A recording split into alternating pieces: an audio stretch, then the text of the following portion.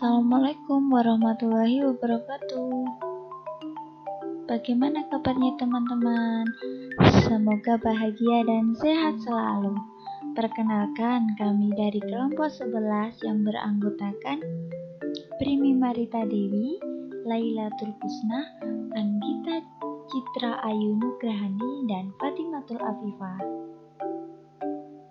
Pada kesempatan kali ini, kelompok 11 akan menjelaskan materi tentang peluang.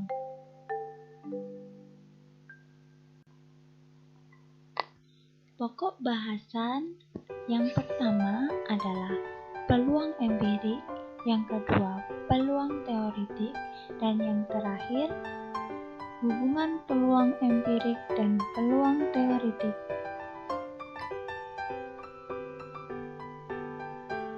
Peluang empirik.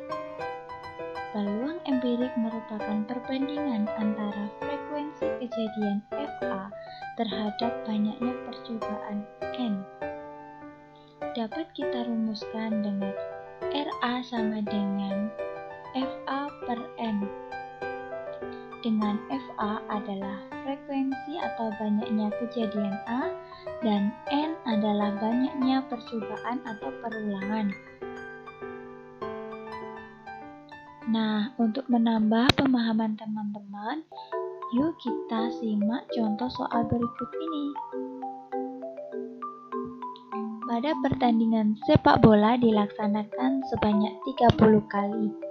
Ternyata tim Indonesia menang 18 kali, seri 8 kali, dan kalah 2 kali. Dari data yang sudah ada, jika tim Indonesia bertanding sekali lagi, berapakah peluang tim Indonesia akan menang? Penyelesaiannya, pertandingan sepak bola dilaksanakan 30 kali, berarti N sama dengan 30. Tim Indonesia menang sebanyak 18 kali, berarti FA sama dengan 18. Peluang tim Indonesia menang adalah RA sama dengan FA per N sama dengan 18 per 30 sama dengan 3 per 5. Jadi, peluang tim Indonesia menang sebanyak 3 per 5.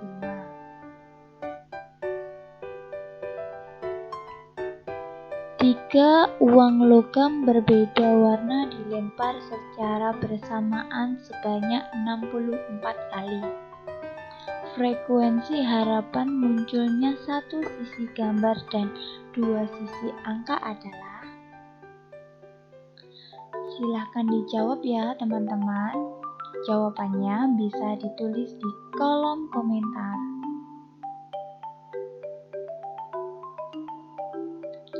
Selanjutnya, peluang teoritik.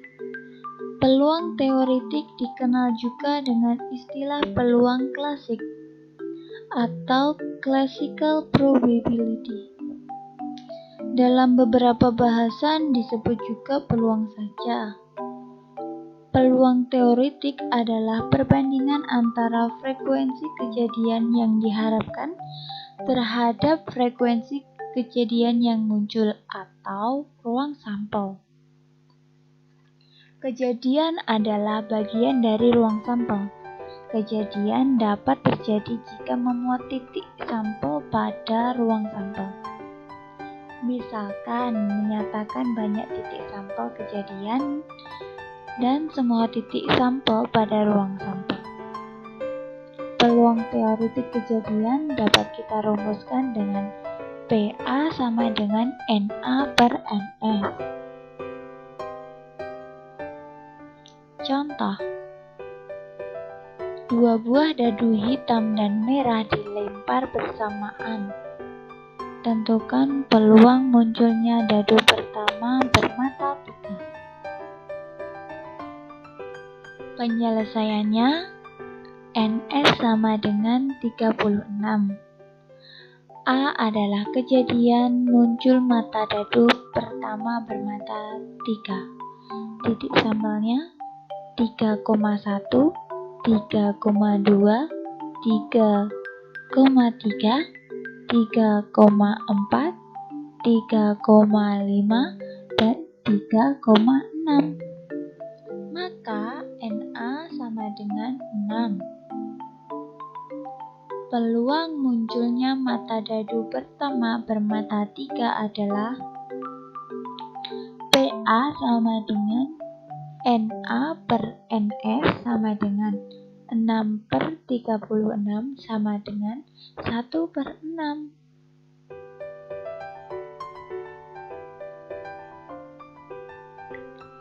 Pada pelemparan 3 buah dadu homogen bersisi 6, berapakah peluang muncul angka yang berjumlah 10?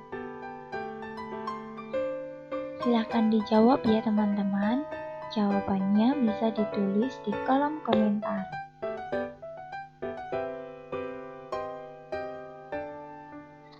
Selanjutnya, hubungan peluang empirik dan peluang teoritik.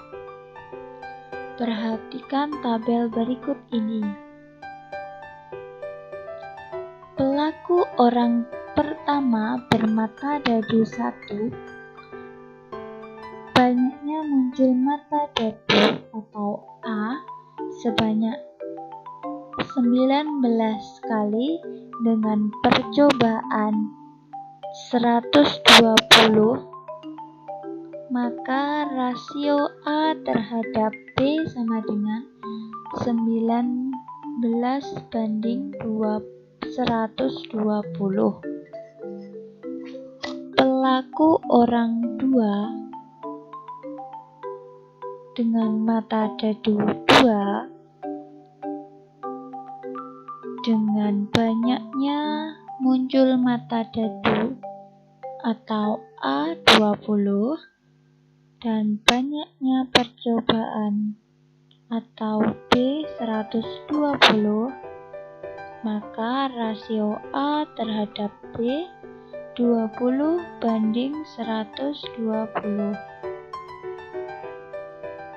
Pelaku orang 3 dengan mata dadu 3 dengan A21 dan B120, maka rasio A terhadap B adalah 21/120. Pelaku orang 4 dengan mata dadu 4 dengan A20 dan B120, maka rasio A terhadap B 20/120. Pelaku orang 5 dengan mata dadu 5, banyak muncul mata dadu atau A22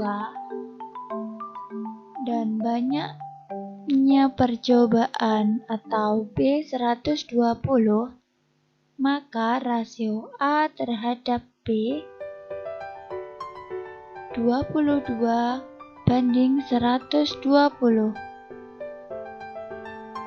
Dan yang terakhir, pelaku orang 6 dengan mata dadu 6, banyaknya muncul mata dadu A 18 dan banyaknya percobaan B 120, maka rasio A terhadap B adalah 18/120. Nilai rasio A terhadap B disebut dengan frekuensi relatif atau peluang empirik. Secara umum, jika Na merepresentasikan banyak kali muncul kejadian A dalam M kali percobaan, dapat kita rumuskan dengan FA sama dengan Na per M. Nilai FA mempresentasikan peluang empirik terjadinya kejadian A pada M percobaan. Dari data dalam tabel ini dapat kita buat dengan diagram yang menyajikan peluang empirik kejadian A sebagai berikut ini.